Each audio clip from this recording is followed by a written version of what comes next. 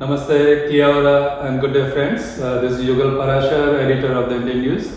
Friends, we have with us today Brooke Van Veldon, ACT Party list MP. She wears many hats. She's party's deputy leader, and she's also holding portfolios of spokesperson of housing, foreign affairs, health, and trade. And she's also ACT Party's whip as well. Welcome to the Indian News, Brooke, and how are you this morning? Oh, well, thank you very much for having me here. It's a wonderful morning. I've just been out visiting some of the local businesses out here in West Central Auckland. Sure. And really hearing what's on the minds of people so that we can get businesses to thrive and grow, because that's how we get a good economy.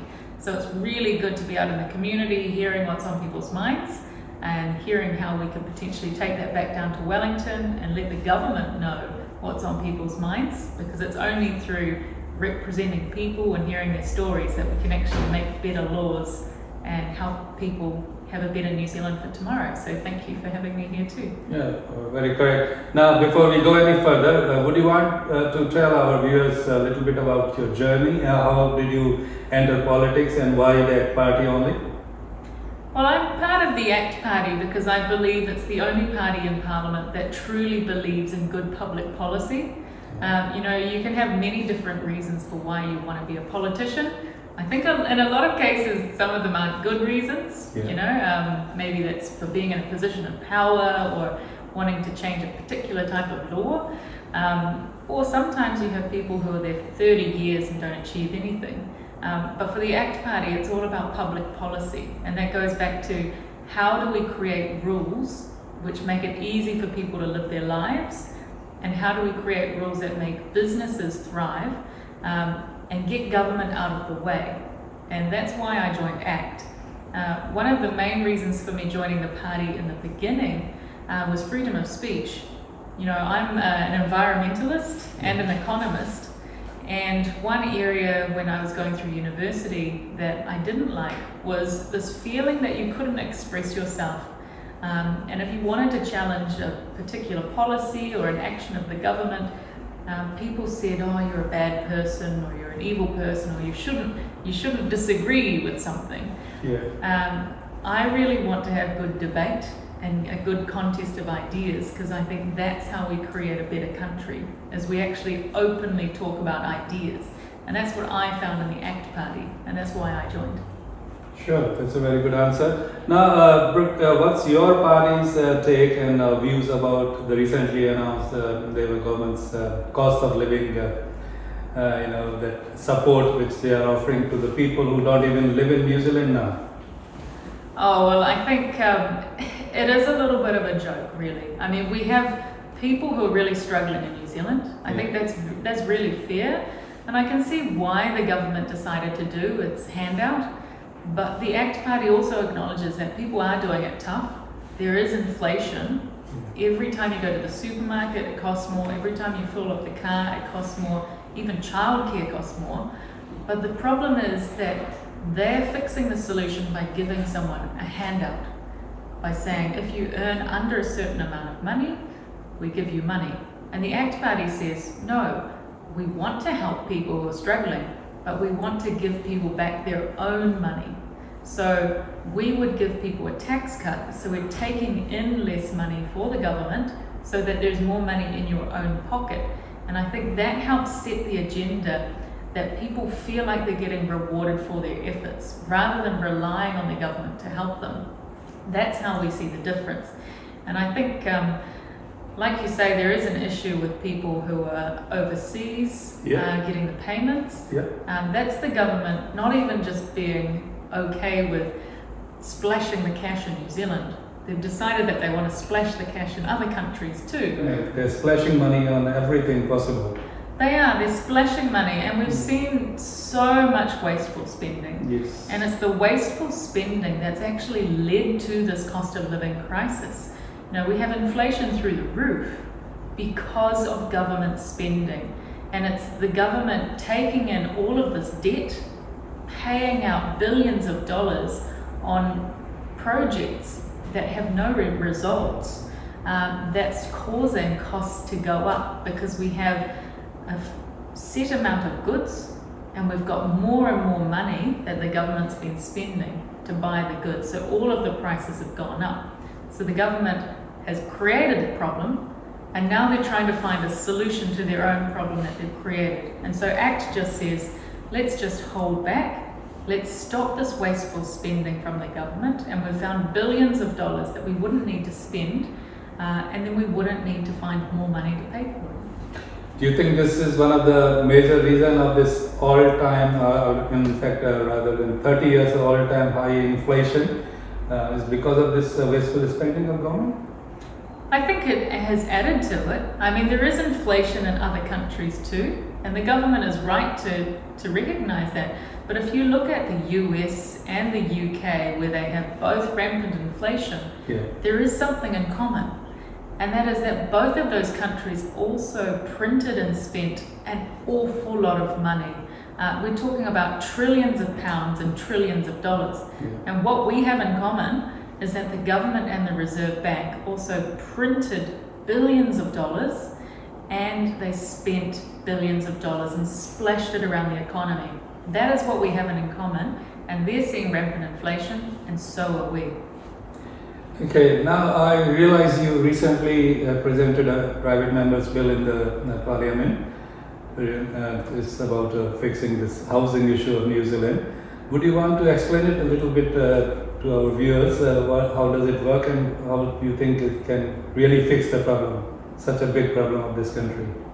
Yeah, I'm really excited to have had my members' bill drawn from the ballot. Not every MP does because it's done by luck. And my members' bill is to try and help the housing crisis.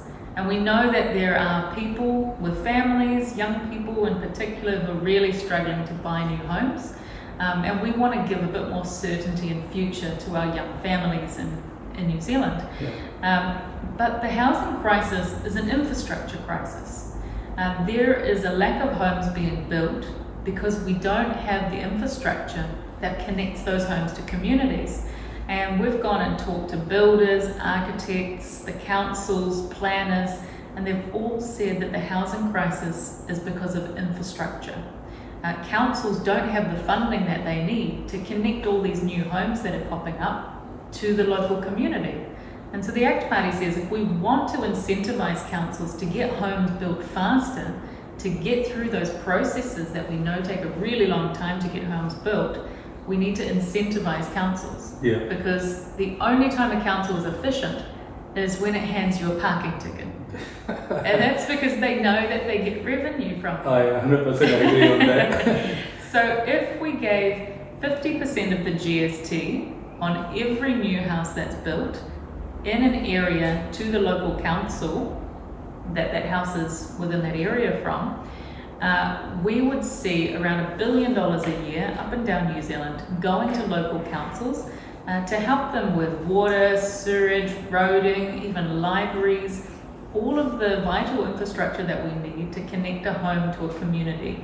And I think that incentive that the ACT Party is putting out there would actually see councils, instead of saying, no, that sounds difficult, that sounds like a more cost for us, that new home that's being built will actually cost us money. It is, thank you for building a new home for a new family, and we now know that we have the money we need to help connect that home to the community. Sure. Now, Brooke, I hope the better sense prevails and the government takes some of your points on board and helps the new home buyers. Where do you see ACT Party in 2023? Well, I certainly hope that we see ourselves in government, and that would be with the National Party as a big player. That's right. But what I don't want to see is that we simply change the letterhead.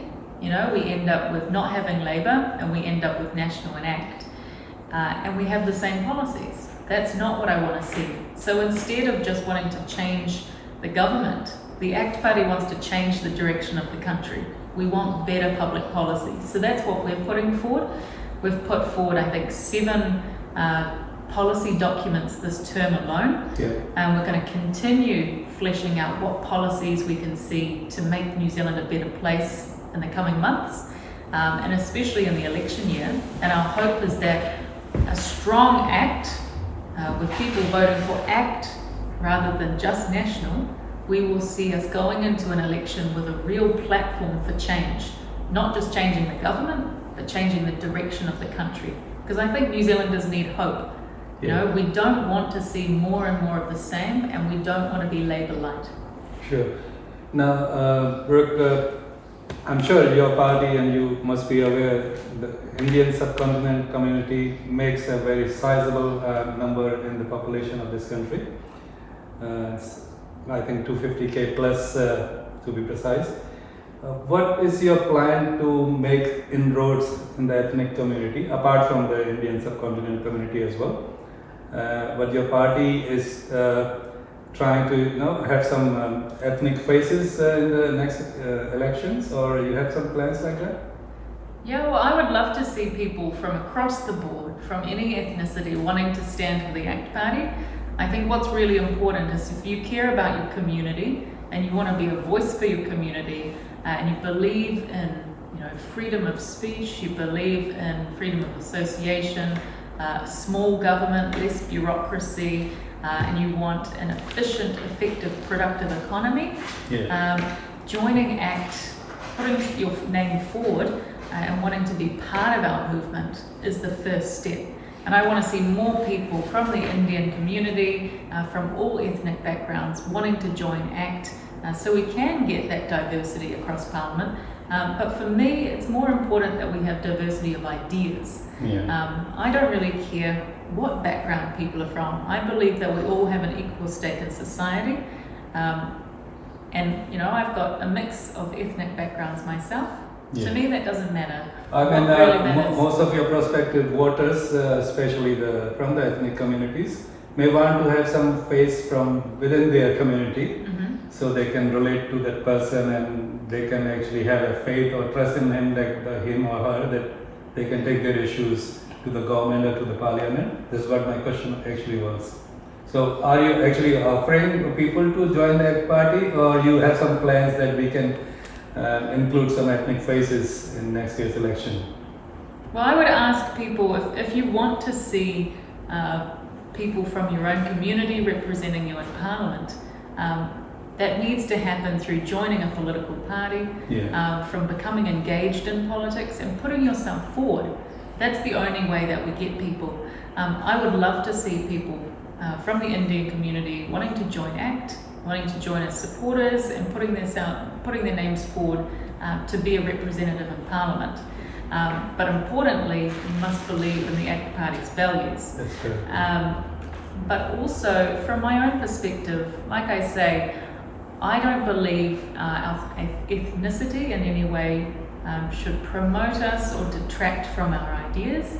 And so, from my own perspective, I would love to be more engaged with the Indian community and come to events and hear your concerns and how we can represent you in Parliament as well. So I look forward to being more involved in your community over the coming years. Your party leader believes, he has described it a few times, that you are the future of the party. Your take about it? I think David is being very kind. In a serious sense, I have been part of the party for a number of years now. I've stood in 2 elections, and I've been the deputy leader. So I suspect I will be here for many, many years, and I think that's probably what he's playing at. But I look forward to representing people across New Zealand for the foreseeable future. That was a great answer. So, friends, this was Brooke Van Veldon for you, the ACT Party List MP. And that's all from the Indian News today. Thank you very much for watching us. Thank you for your time, Brooke. Oh, well, thank you for having me.